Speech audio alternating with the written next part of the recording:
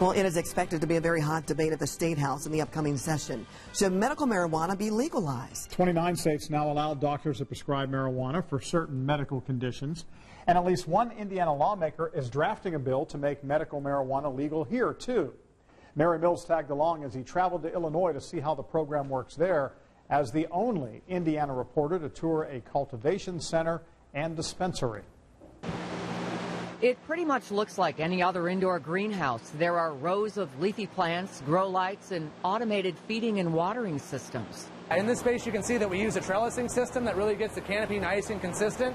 But these aren't tomato plants or geraniums. They're marijuana plants being grown for medical cannabis in a state with one of the most restrictive programs in the country. From every component of tracking of live plant material to finished inventory to manufacturing and distribution. That's why at this greenhouse you see security cameras everywhere. It's 150 cameras.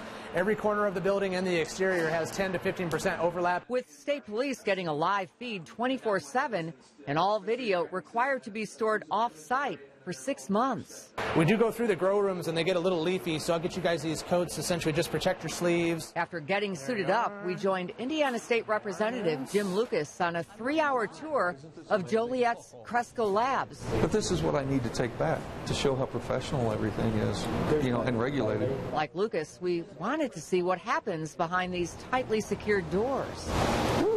Cresco grows, prepares, packages, and delivers medical cannabis to licensed retail outlets called dispensaries across Illinois. That the terpenes in cannabis are the same terpenes that are in beer. Jason Nelson, the director of cultivation, has a master's in horticulture. He told us at any given time there are 2,000 plants in various stages of growth. So these are almost ready to go. Another week or so they'll be ready. The company grows many different strains. This is chunky diesel, actually. Which produce different therapeutic effects. It's actually a good smell. Used to treat patients with one of 40-plus medical conditions, including cancer, glaucoma, PTSD, and Parkinson's disease. Certain cultivars are much more sedative, certain are much more stimulating. Notice the barcode? State law requires each plant have one. Every time this plant moves, gets transplanted, anything that's happened to it, it's tracked via its own individual UPC number. The plants are ready to be processed after 4.5 months, and it's the flower or bud that's used.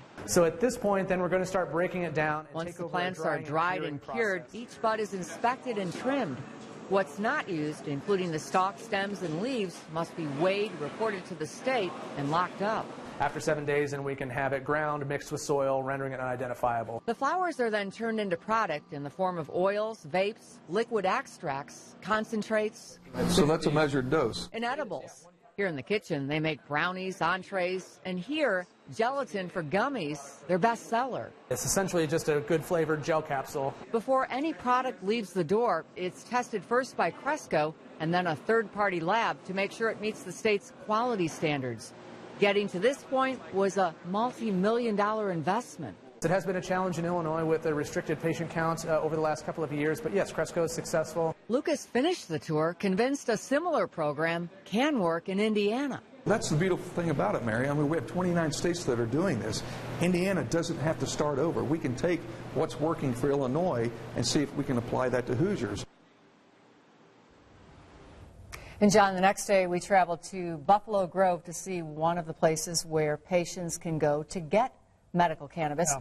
And tonight at 6 we're going to tell you what we saw there. We're going to show you how it works and also what people have to do to get medical cannabis, approval, and why some say one of the requirements goes a bit too far. This has been going on for years, yet I don't think I've ever seen inside that kind of place where marijuana is grown.